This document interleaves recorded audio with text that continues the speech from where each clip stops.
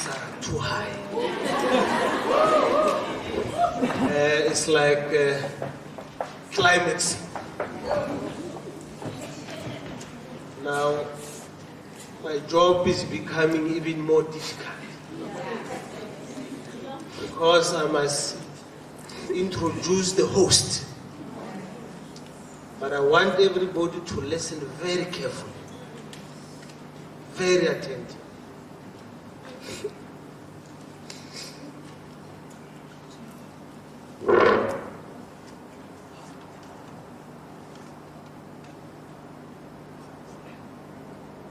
Ladies and gentlemen, it is with great pleasure to introduce and to welcome, and first and foremost, the speaker, the host that I'm going to welcome. I would like to emphasize that she's my hero, my mentor. The host is a businesswoman, a philanthropist, a woman of rare combinations of talents. Witumelo, as popularly known, she's a qualified medical doctor by profession. Witumelo is beautiful. Witumelo is happily married to Dr. Vincent Mashego Petla. Maybe he can take advantage and stand up. That's Mashego.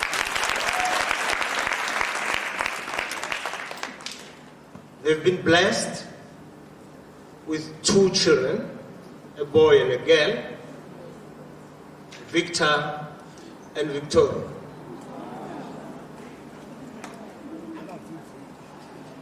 Bessie is a very mild but level-headed woman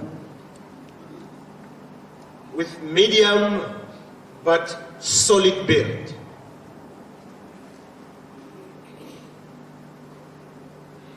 Over and above all I've said, that's something that's very strange to me. Bessie is still a God-fearing woman and a mother. Please join me and welcome Dr. B.B. Petla on the stage. Thank you everyone. First of all, of course, I would like to thank God for putting me in this position. It's actually a very big responsibility to stand in front of people, because every time you listen to somebody, you're expecting something. And what you get, somehow it does affect your life. So you're given a very huge responsibility. And I would like to honor that, and I know God is here right now, and He's the one who's actually given me the heart to have the courage to organize something like this. I've never done it before, but He gave me the courage and support for this to be able to happen today. So for each and every one of you who is here, I thank God for you, and I hope this is going to be something for your life. Somehow I know something you will be gained from your side today. And of course, after God, my husband, I thank my husband for all the support, for sponsoring this event, actually, and the emotional support, because it's very difficult to handle such a huge project on your own. I'm grateful for that. You know, sometimes it's so difficult when you think, oh my God, I still have to pay this, then You think, okay, he's busy working, I'm running around, and I must go and ask for more money. Then, but you know, he's been so supportive and very patient. Somehow God gave him the heart to be able to allow me to fulfill my purpose on this earth. Thank God for you. Okay. Okay, I'm grateful for having parents that I know I can talk to. They support me. They've taught me a lot. I'm where I am today because somehow they did push me. You know, when you are younger, you always think, oh, you just know your mother or your father is so strict, but it usually pays off. You usually see the fruits much later. I'm thankful for that. And I must also just thank my husband's parents, even though they could not be here. Okay, my parents are here, by the way. Even though my husband's families, my parents could not be here, but I know that here in spirit, they wished us well for this event. Thank you for that. And beyond that, I like to thank everybody that has really been behind me. I don't want to mention so much, but I must say, Rieta and Annette, we've been running around. Last night specifically, just trying to get things together, not even knowing how many people were expecting, but we took a leap of faith and prepared for much. So, but we're thankful for each and everyone who's here today. I think I should go on and start talking about. I want to know really what do you want to talk about? As for, you know a bit about me. As for my age, okay, I can't say, but I'm old enough and young enough to be able to be standing before you here today. I just want to start with a joke. I think it's a joke that you know, as ladies, usually, like, you know, you find you're looking so good, you're dressed so well outside. People are like, wow, she's beautiful and all of that, and then suddenly you collapse. Then we have to resuscitate you. And then you find that, you know, it's either you're wearing your husband's underwear or the bum is so dry. Because now you have to give an injection and the bum is like dry. And you think, okay, but she's looking so beautiful from outside. But when you get to the inside, because it was unexpected. So when you get to the inside, you think, but this bum is dry. So I think my point from that's the whole thing. Beauty is not from outside. It's both inside and outside. So just always be ready in case you collapse. Just give the medical team something to work on while they're resuscitating you. To say, okay, we have to keep her alive. She's looking good. But I mean, if you like, they're like, okay, let's leave her to go. Okay, so that is the point of the matter, why I said women's worth. Your worth determines everything that you do. It determines the way you act. And your worth always has a point of reference. And my point is that if you can understand your worth in the eyes of God, a lot of things you will not settle for. A lot of things you will not tolerate. A lot of things you will not take for granted. It changes everything. And of course, you know, when it comes to Christianity, some people, you know, they misinterpret the whole thing or they misrepresent the whole thing, but it's actually knowing God is what you were created for. You can do anything, you can have everything, but until you actually find God and understand Him, you will always be searching. The reason we keep being miserable and we always, you know, you always feel that emptiness is because you have not found the one who has created you. That is your only completer of your life. And it's actually very simple and it's very nice to be with God because, you know, even when reality doesn't make sense, He always makes sense. He always goes beyond what you see, what you hear. Your life will always show, and it doesn't show by physical things, but there's just always something about you, content of your life. So I'm here to actually challenge and say, if we can change our perspective and our reference point to be from God, it changes everything. It's got nothing to do with a specific person, it's got everything to do with yourself. Well, I know there are gentlemen here, but of course I would like to mainly address ladies, but not to sideline guys. But this is to empower everybody. The principle is the same, but I would just like to be specific to women for today. As a woman and as a creator of God, you all know that eventually you're all going to die. That is not a choice. That is not a decision that you must negotiate and see, well, do you want to die or not? You will die at some point. So the question is, by the time that you die, would you have done enough? Would you have reached your goal that you're supposed to reach here? Because you are created to find God, then share God. Until you're at that point, you're just living. You're just living your life, and you'll always feel, when something, the emptiness is there, and you don't need a person to tell you that you're feeling empty. You know when you're feeling empty. You know when you're feeling pain. You don't have to express it to me to believe you. You know yourself. So my challenge to ladies is that let's empower ourselves. I'm not talking about women rise and let's go again. I'm not talking about that kind of empowerment. It's the empowerment with the love of God. That's what I'm talking about. That kind of love conquers everything and doesn't live in fantasies, because as women we have fantasies. You just keep fantasizing, and then when things don't go right, you're like, God, but where did I go wrong? But it's because you've been fantasizing until you get to the reality of saying, God has a way and principles of life. Until you can get it as simple as it is, you will keep on searching, doing and correcting, and you'll never get to it. And so, as a woman, you're not just meant to be a partner to somebody, because sometimes I think we miss the point. Once you found a boyfriend, you married, then you're like, okay, I've achieved what I need to achieve. As a woman, you have a lot to offer. And at the same point, your standards also must be high in terms of what you demand or expect.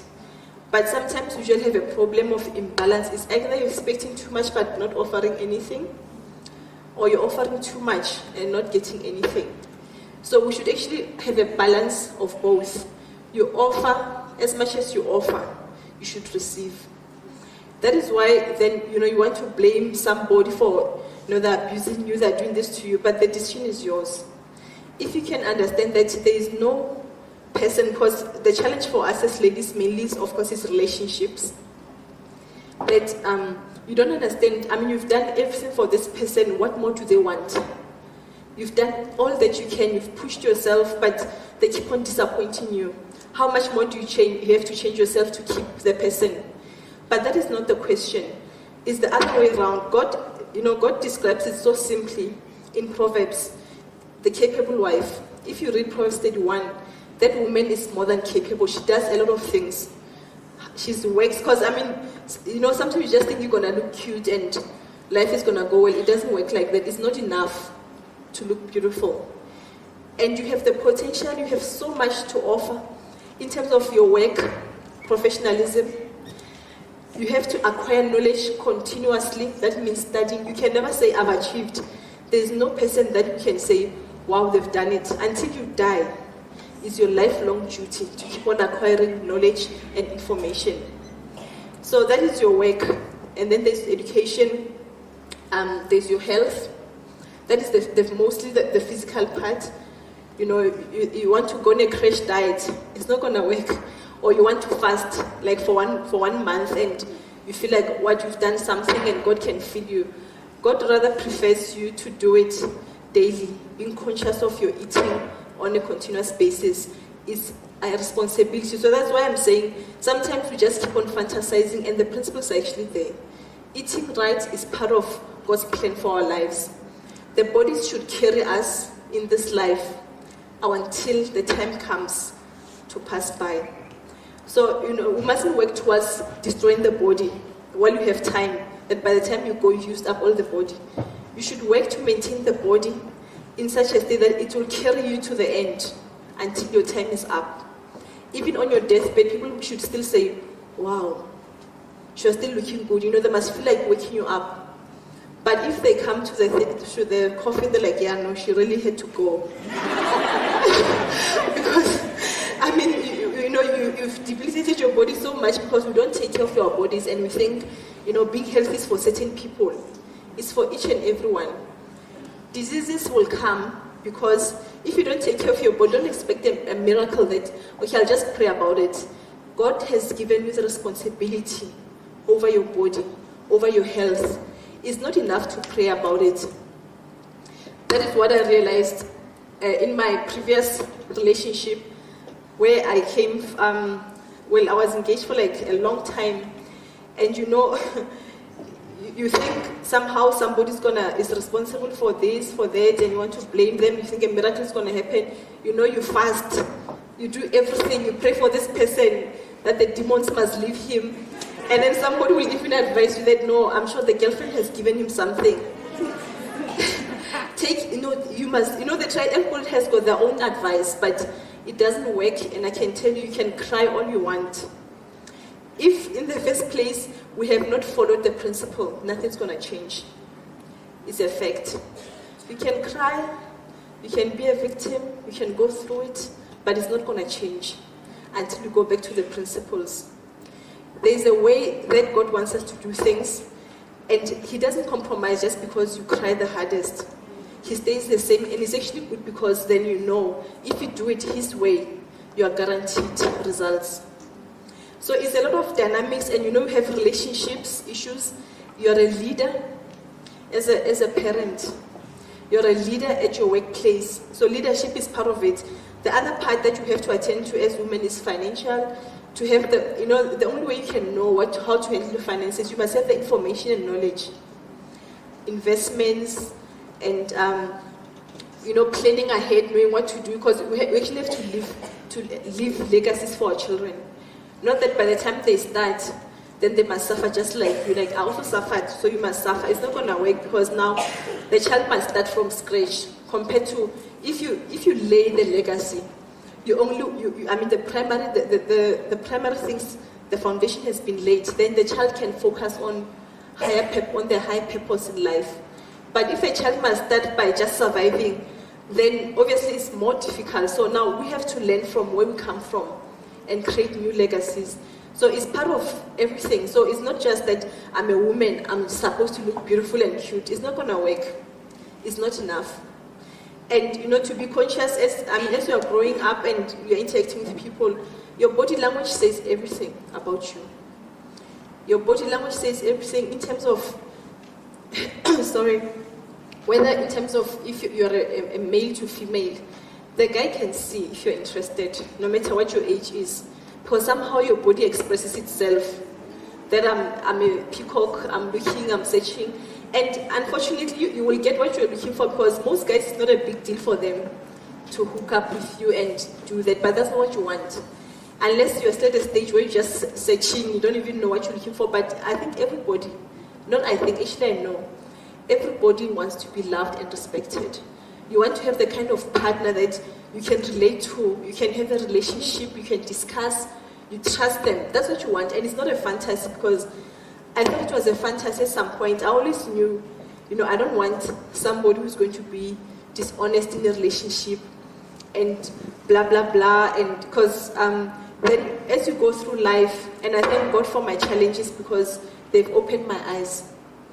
As you go through life, then they tell you, how do you expect a guy not to have a girlfriend? As long as he comes on weekends or on whatever the condition is, but it's not enough and it's not the truth. You deserve a good man, each and every one, but you are choosing the wrong man. Okay, so that is the challenge that, until you know yourself, people will have to keep on defining you and setting standards for you. They will redefine your mind and mold your mind, and you will live according to the world. When it comes to God, He says He doesn't want people that are lukewarm. It's either you're hot or you're cold, clear or confused or something, but He said He will spit you out.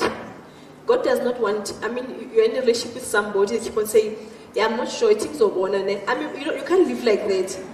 Every day they're just promising something, but they don't deliver. But you can't live like that, and you don't have to tolerate it. Not in an arrogant way, but if you know, because the catch also is, what do you have to offer? Because sometimes as women you demand but you don't have anything to offer. But once you know what you have to offer, you have to demand what you deserve. And what you deserve is according to God and according to no one else. But that's your decision to take. And it takes a lot of guts to be able to get out of the thinking of the world that tolerates things and condones things, because they'll tell you, no, it's not possible.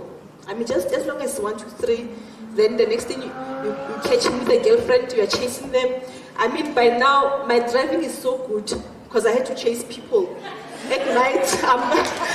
And then I have to block him. I mean, but it was hectic, and I had to ask myself so many questions many times, like, oh my God, this is traumatic. Do I really have to tolerate this? And then people say, no, but you guys come far. You come far. Begazela. I mean, there's nothing like that. You don't have to begazela. It's either deliveries there or not. They're as simple as that. Stop being emotional, having a fantasy. You remember the first date 6 years ago. You've been crying the past 5 years. It's a fantasy. Until you can deal with your reality, you will never move on. And I was thinking that there was no way in my case that I could have hosted something like this if I was where I was. Because where I was,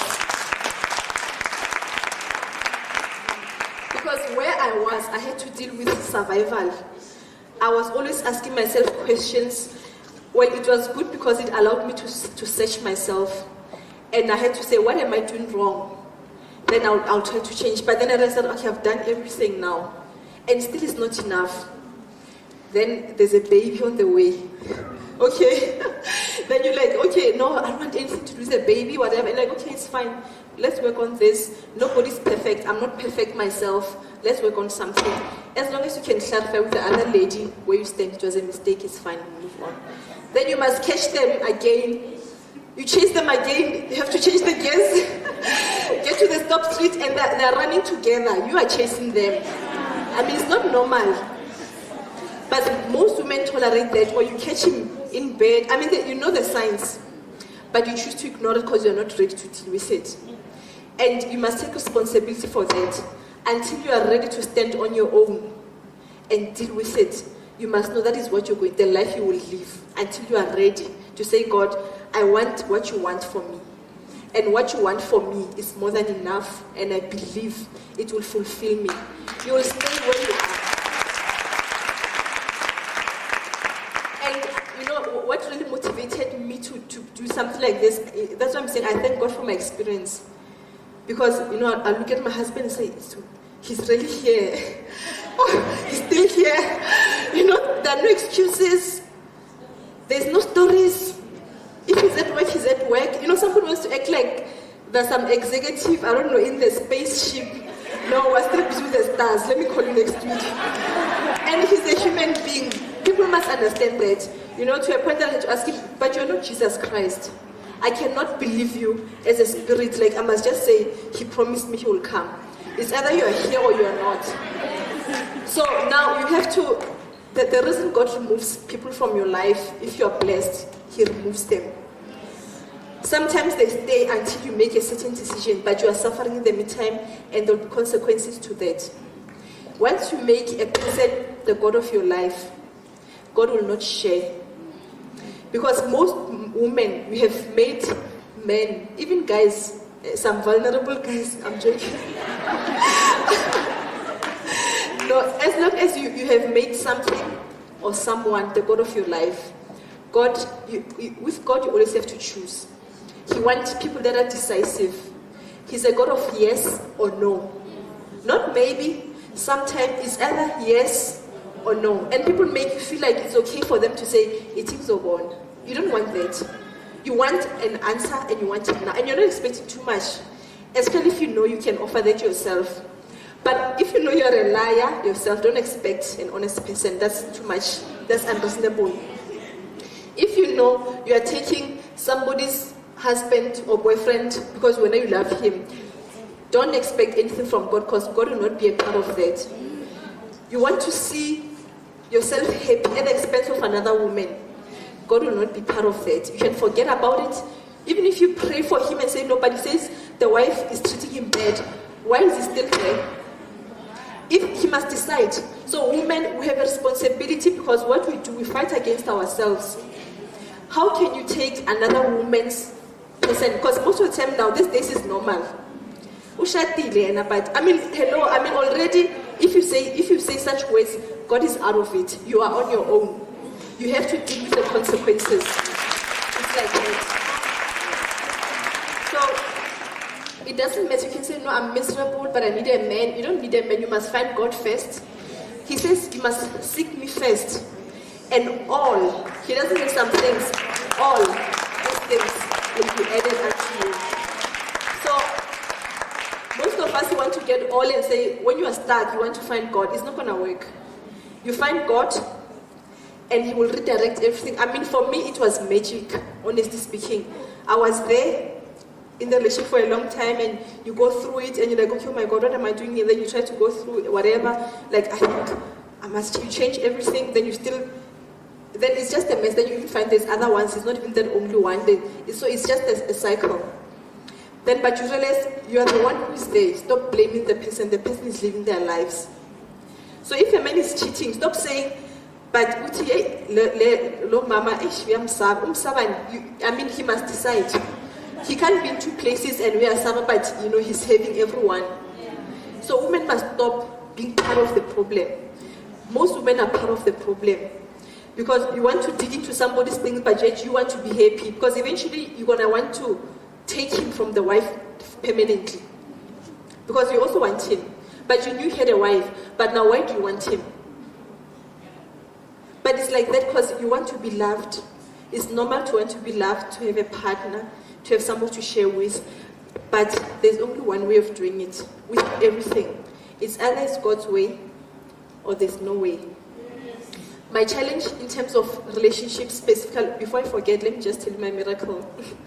That, I went through the whole thing. It was difficult. It was up and down for a long time. Until by the time that we separated that day, I just found out that, okay, I'm pregnant. Okay. And, the previous day I was visiting at that time, because, you are a fiancé for like 7 years, you're a fiancé. And lobola is not marriage, ladies. Marriage, you must choose. Is either do it God's way or no way. If somebody has paid lobola, it doesn't mean anything. You're not the only one who's paid lobola for. So let's stop fantasizing about lobola. It's either somebody does things the right way or forget it. Stop holding on to lobola. It's not enough. Well, you can do it, but you will see God cannot be part of it. You will never get the fullness of what you're supposed to get until you do it God's way. It's a challenge, I know. But it takes a lot for you to stand, to go against a stream. The rest of the stream is going that way and you want to go the opposite way. It's difficult. It's challenging. But the choice remains yours. You have to decide that, God, I want to do things your way. I will never find rest. I will never find pleasure until I do everything your way. Because you won't have to doubt anything. And, even where I am, I can see the glory of God because someone can say, oh, you look beautiful. Oh, you're studying also, you're a doctor. This is the glory of God. And I know that. And some say, oh, but you're beautiful. And I'm like, I know I'm beautiful. But the thing about my beauty is not for the world. It's not for a person. God made me beautiful for a reason. And my beauty is for His glory. So women can misinterpret people saying you're beautiful. It means nothing if it's not for God. So if you cannot give up everything for God, it's useless. Okay. So then with me, that the day when we were almost the final, because there's always the almost, because you dump him, but then next week you are back, you're at KFC, or you're in Mauritius, depending on the cash flow. Because then he must make up for making you upset. Then you're like, no, but this time jelly. But then next week, like, it's okay, it's life. But I think it's fine now. It will never be fine until you have rectified it from the roots. Okay? Then that day, when we separated, just when I'm pregnant, 6 weeks, and the previous morning and that morning we were fighting because the other girlfriend is busy phoning. And you know, she even phones you because we've had such a long relationship, me and her, fighting for this person. So she even knows your numbers, you've communicated a lot, and but she's trying to push you to leave him because she wants him. Okay, so we can't blame them, that's their choices. So we're fighting over the phone eventually, so basically I had to leave. And thank God my family was very supportive. Then, I was traumatized, I was a single mother. It was so traumatizing for me. I never thought I can be in that position.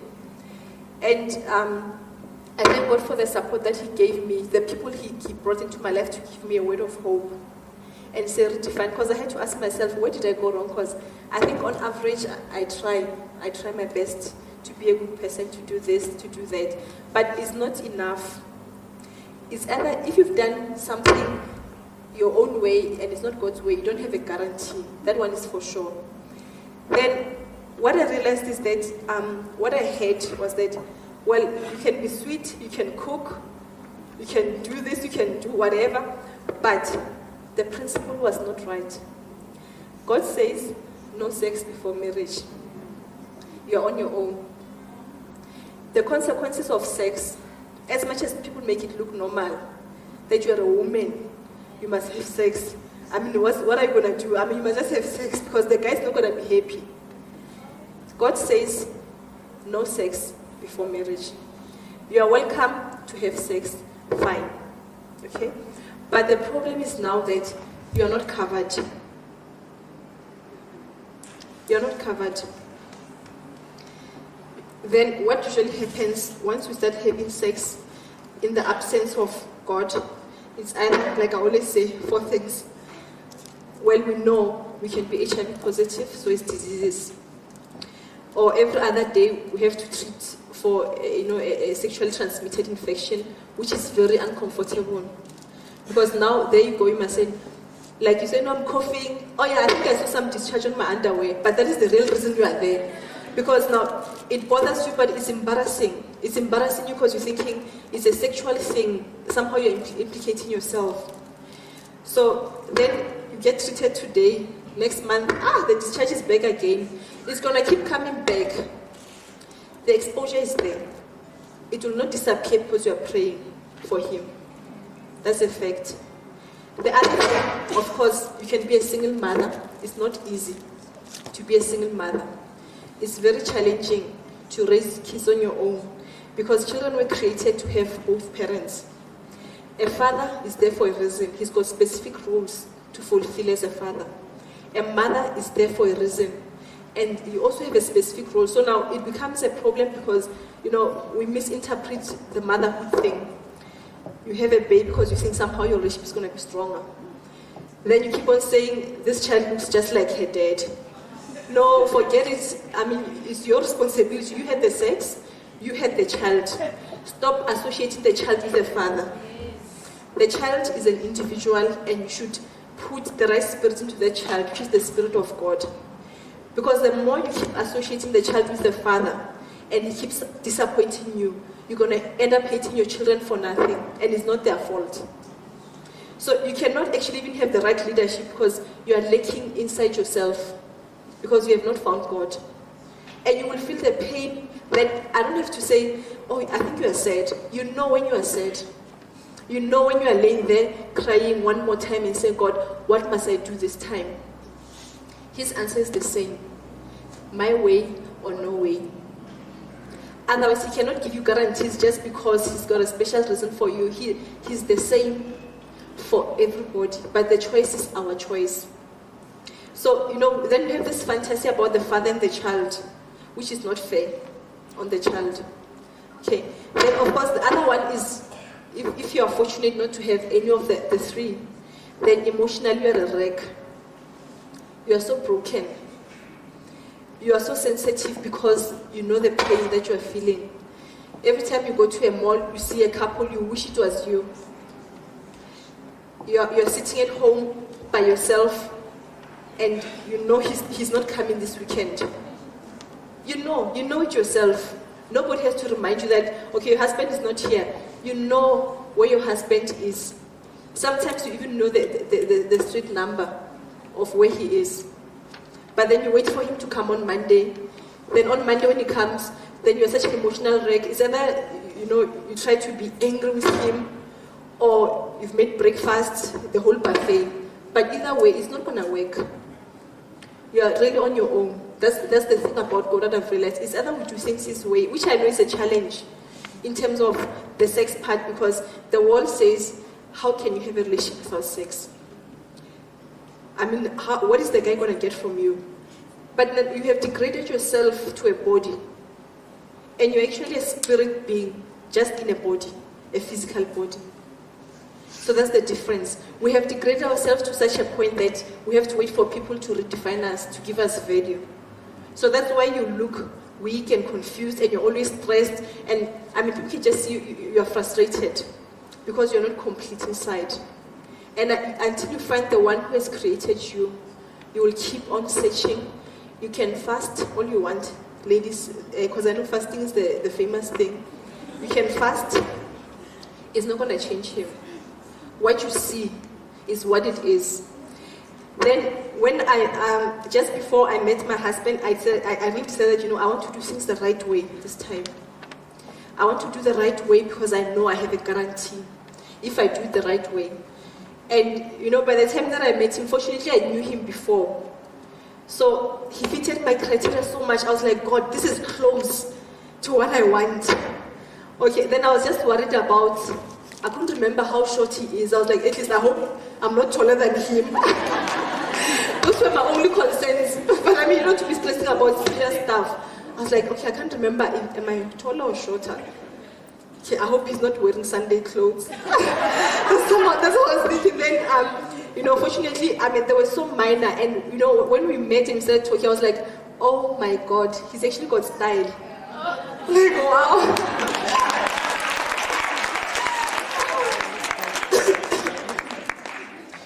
He loved almost all the things that I love, he loves. Almost all the things that I appreciate, he appreciates. I mean, it was amazing. I just couldn't believe it. And I was like, God, okay, let me try calling him. He answers the phone. Oh my God. Wow. Because then you end up appreciating such. That's why I said I thank God for my challenge, because I wouldn't think it's something. When he answers the phone and he can talk, every time he can answer the phone. If he can't answer, okay, the receptionist will answer the phone and then transfer the phone. I mean, okay, he's here the whole weekend.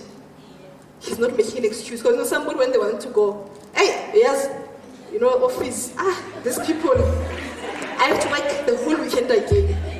I go to understand we've got families. And then he's going. Because if he's really working late, you should be able to get to where he is. If he's really working late. But we see all those signs, but you just want him so much. And we keep staying in relationships for the wrong reasons. Money as a security is not enough. Your only security is God. You must get out, you must go and work. That's why you have to study. You have to empower yourself with information, studying, learning, because it empowers your brain, you engage your brain. You have to work and earn money. Don't be afraid that you're going to move from an allowance of 50,000 to 10,000. If that's what it means, you have to do it. The reason women stay is because they're thinking of the allowances. And the other thing, of course, you're thinking, what are the people going to say? Because everybody wishes to be you, and they don't know the pain that you're actually going through to be looking that beautiful.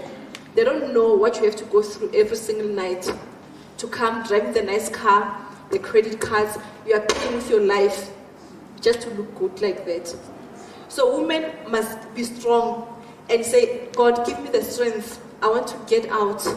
I want to do things your way and be on my own with you. There's no greater strength. There's no greater power. You can visit any psychologist. You can visit any prophet. Until you do it God's way, you will not succeed. And with God, it's simple. You do it like this or like that or not. That's the only way. And so with my husband, I wanted to tell him that, okay, look, I'm not, I have got a child. I'm not a virgin. But I don't want to have... So he actually even told me first that we have to do things right. Can you imagine? It's a miracle. How many guys can actually say, I just want to respect you and honor you, your body. I want to be with you and do things the right way. It's not a lot of guys, we know that. But it's also because we as women, we don't have our foot in the ground and change what we believe in. Guys they say the men are the heads, the women are the neck. The head's got all the capacity and all of it, but it cannot move until the next moves it. So indirectly I'm saying women have an influence on men, on how they treat us, on what they will offer us. It's up to us what we offer. Your body language, the things you choose for yourself, it's all up to you. But the men can read it. They're very good at reading body language. Okay, so when we met, he even offered, he said this to me first, and I was like, God, wow, this is amazing. I never thought I could get to this point in my life and just have things finally together and easy like that. Then we're married within 3 months when we started dating, which is wow. It's a wow. Because, like I'm saying, I've had the experience of being engaged for 7 years. You're engaged, you're wearing a ring, everywhere you go with the car keys and you're engaged, but you're not even the only one, you have to share the stage.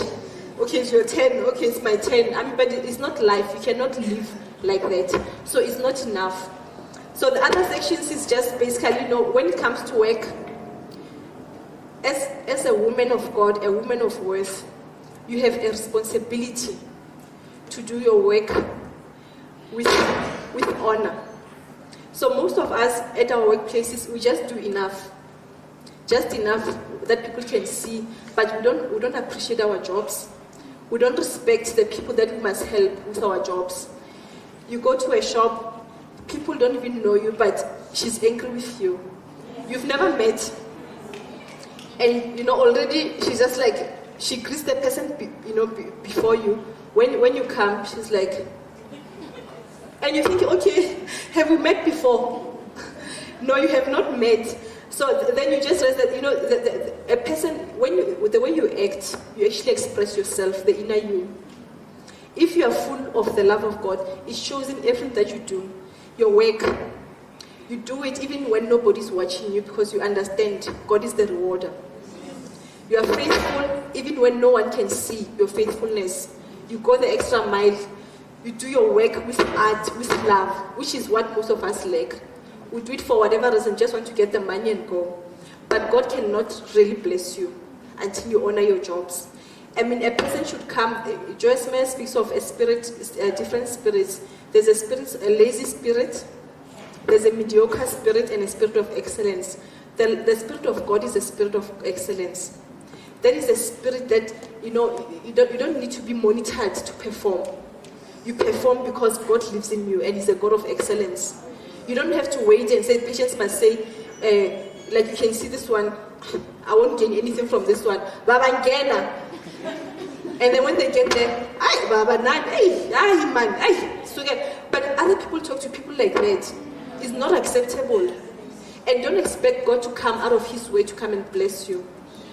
If you have no regard for His creation, what makes you so special?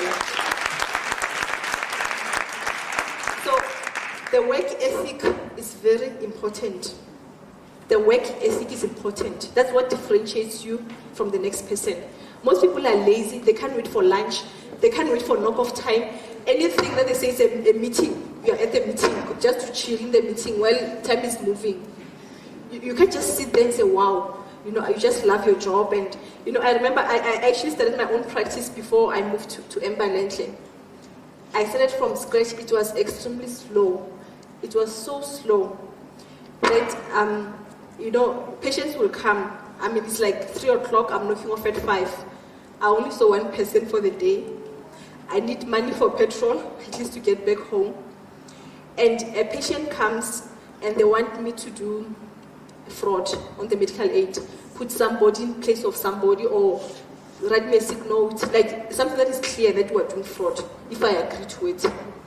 It would be so tempting and I'm like, oh my God, 200 rand. But then it's amazing, God gave me the strength. I didn't even get tempted. I said, you know what? I will not feel comfortable doing this. I know I need this money. but I'd rather be loyal to God because God is the one who knows me. He knows my needs. And then I will decline it. And then immediately after that, then I'll get extra 3 patients, at least for petrol and coming back and for the peace.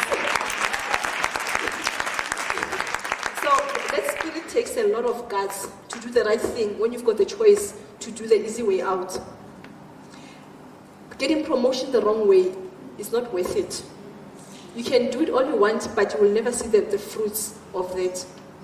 So, I mean, God has been so faithful with my work ethic and trying. I'm not saying I'm perfect, but I'm conscious. I'm conscious of myself and I try my best. No, then eventually I met my husband. Then he just answered all my prayers, my faithfulness, because he was already established at Mbalenhle. So at least he was seeing 10 times more than me. So that's how God rewarded me. The other thing, of course, is our bodies. I was listening to SAFM, they're talking about organ donation, donating your body parts when you die. And I was thinking, wow, that's actually interesting because you can actually save somebody's life with one of your organs when you are dead. But we value the wrong things. You're thinking you want to be buried whole. It's a challenging topic. You want all your organs there, but you understand that it's only a body. Why don't you use, because if your spirit is out, your purpose on this earth is gone. But it's so challenging to actually even think of yourself taking your organ out to give it to somebody, because I mean, you can't imagine what the ancestors are going to say if you come there without a kidney. So, but you understand, we talk about God, and yet we talk about contradicting spirits. If you understand, a body is just a body. It's a machine that is meant to carry you around. You must service it.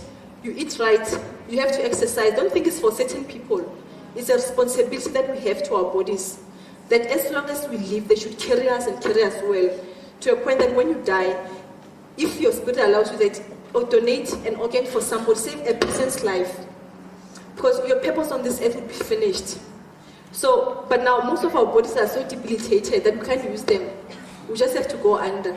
Because, I mean, there's nothing, the function has gone down so much because, you know, when you talk about exercising, they're like, no, it's for certain people or others exercise for the wrong reasons to get partners in the gym. It's not going to work. You actually should exercise for the right reason. You're taking care of your body. You're servicing the car that's supposed to carry you as long as you live. Eating right, not overeating. Overeating is a sin, if you know that. And you know, you find that we have to drink water. God talks about that also. Drinking water is important. But you want to drink, every day you want to drink, you know, the juices or the cold drink to show that you can afford.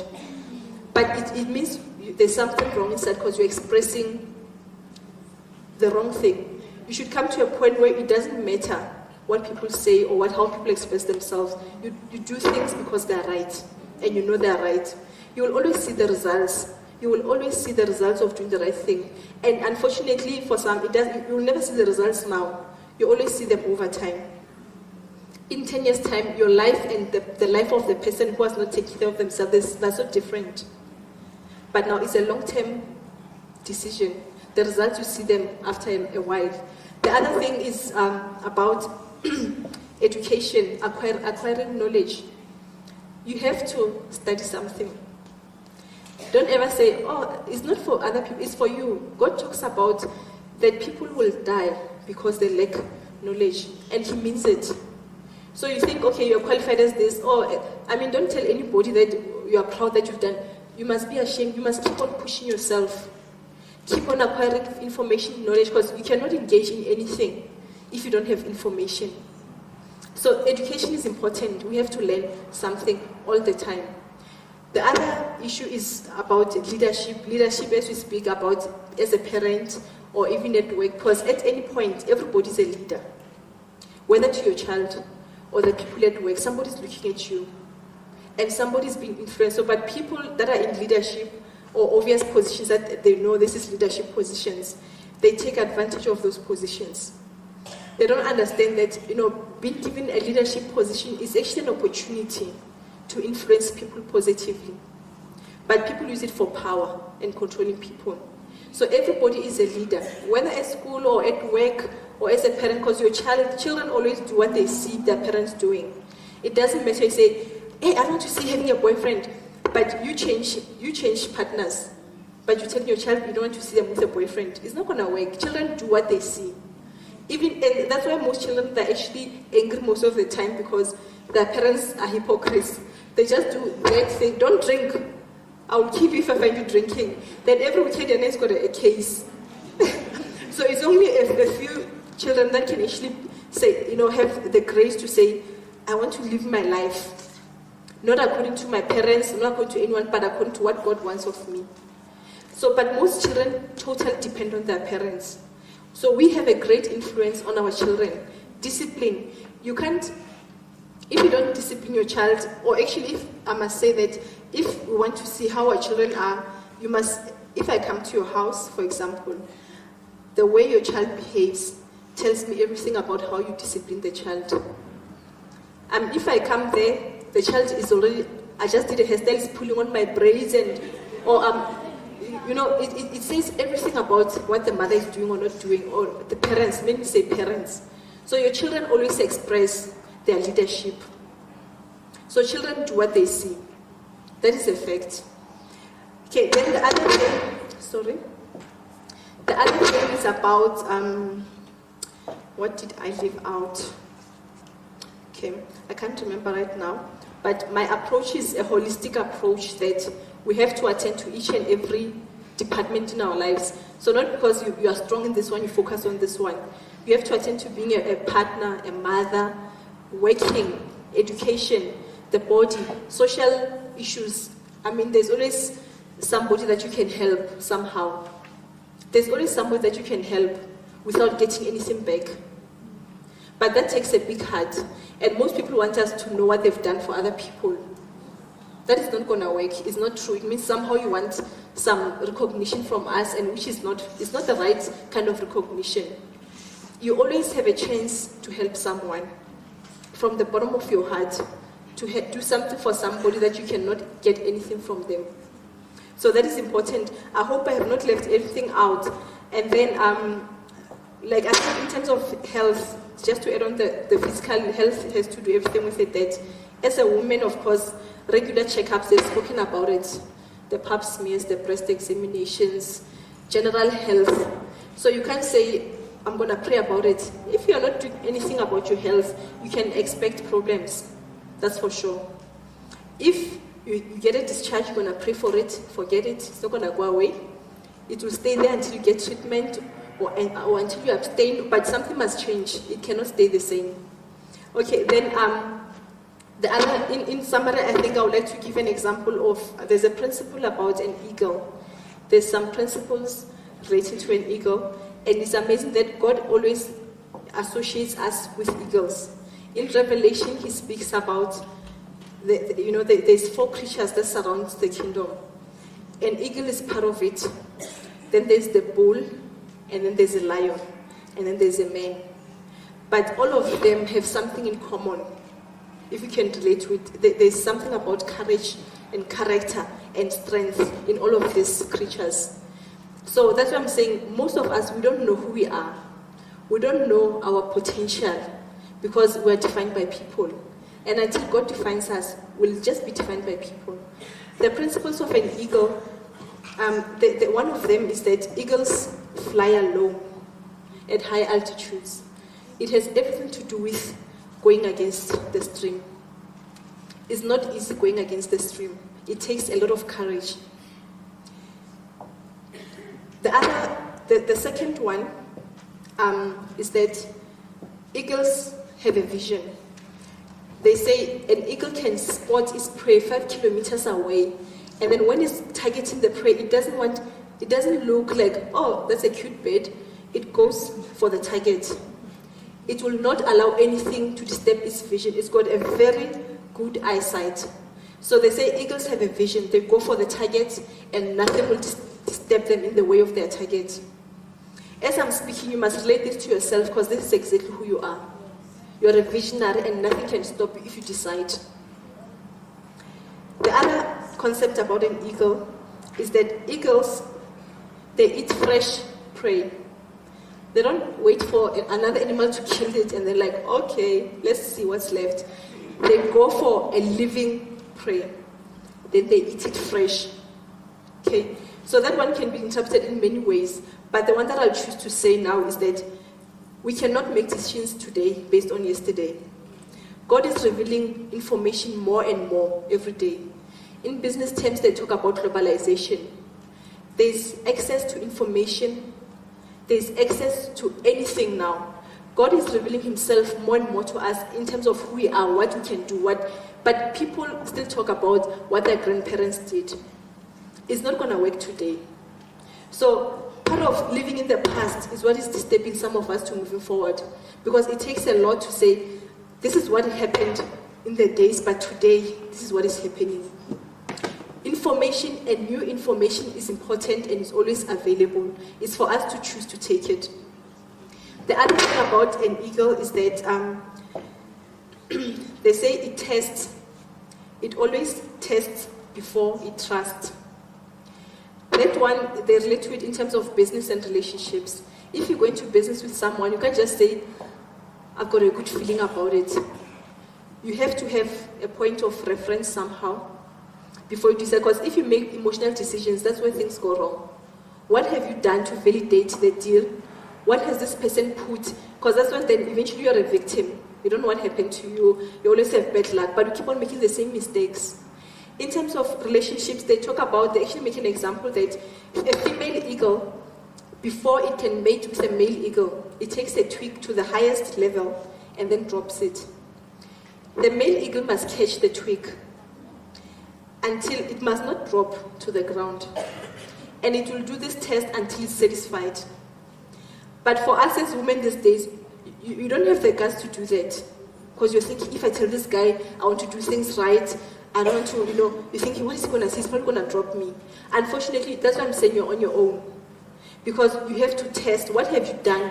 What assures you that this is right? And in terms of relationships, until you do it God's way, there is no guarantee.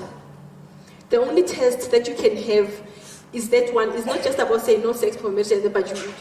Because what happens is when you tell somebody, I'm not willing to have sex with you until we get married, their response says everything. Their response to that comment will say everything. So if a guy says, you tell them, look, I've decided I want to do things different now. And then he says, hey, we are better, Lamanj. But what do you expect in the next 5 years? Because he expressed himself from the beginning. And okay, some ladies you're already married. I don't want to say you're already stuck, but it might be difficult you can't just make it such a decision to pull out. But while you are there, try to recuperate yourself and redefine yourself again. Your worth is only in God. Your husband will never give fulfillment. I realize now with my husband, I don't have to glorify him and try to overdo. I'm myself. I'm not under pressure. I can be myself. I don't have to do things so that he can accept me. Cook dinner, put candles so that he can stay for the night. But when you're with the wrong person, you always have to overwork just to keep him here. And even after you've done everything, he just says, no, I have to go. And you've been preparing the lunch the whole day. He has to go, I have to go. And so how are the kids going to go to school now? If I must stay here watching you every time. Now, he makes you feel guilty for wanting to be with him.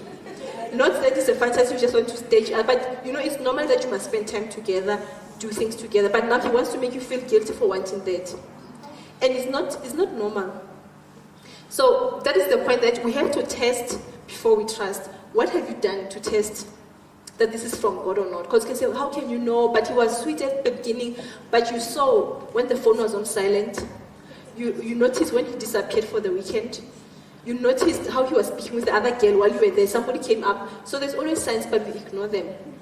The other thing about the eagle is that the eagle has the longest lifespan in this species. It can live up to 70 years. But at the age of 30 years, it has to make the most difficult decision. At that age, it's very old. The feathers are too heavy on the wings. Its claws, talons, they call them talons, they're not sharp enough. The beak is not sharp enough. So it can choose at that time. It can either die a slow death, or it has to go through a process of rebirth. A process of rebirth apparently takes about 5 months. If the eagle can take the decision of going through a rebirth, it has to go through a painful process for a whole 5 months, so it can be a brand new eagle. So that is the process of change, which most of us are scared to take. You are scared to get out of your routine and do something that you've never done before, but it feels right. You would rather be comfortable, you know it's painful, but you'd rather just stay there because it's safe for you. But then don't expect different results. That's a fact. So that process entails the eagle must remove its feathers from, it must go to a rock, hit the beak against the rock, which is, you can imagine it's painful. It's like pulling your nails like this until the beak falls off. After the beak grows back, it will use the new beak to pull out its talons, actually. Then it must wait for the talons to grow back. When the talons go back, it must now pull off. So basically it must be a brand new eagle, but that's a choice that it makes. At 30 years, it's got a decision to make, whether to be brand new, to go through a painful process of discomfort, of change, to be brand new, or stay there in the comfort but rot, which is what most of us do. You rather stay in the comfort, you'll die, anyway, we're all gonna die. That's a fact, but why don't you just rather live a full life that by the time you die, you've done your best? But now we limit ourselves because we fear getting out of the comfort zone. We fear doing things that are not normal or according to most people, but that are also very challenging. So in principle, I like to just, this example was just a summary of what I was saying. If you can see yourself as an eagle, you can compare an eagle to a chicken. They're totally different. They approach things differently. So it's a choice that we have to make as women. Well, today, because I'm addressing women, that it's a choice you have to make. Whether you're going to go through the process to be a brand new eagle and go and start a whole new life for an extra 40 years in this case. I think in summary, this is what I wanted to say today. I don't have much time. Well, I can go on and on about this topic, but we have to, watch the time, and I'm sure we're hungry.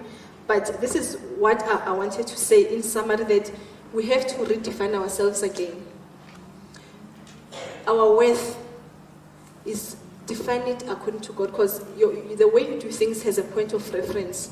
Your point of reference should be according to God, and God expresses himself clearly, but we choose not to listen because it doesn't suit us, and it's difficult, it's not easy.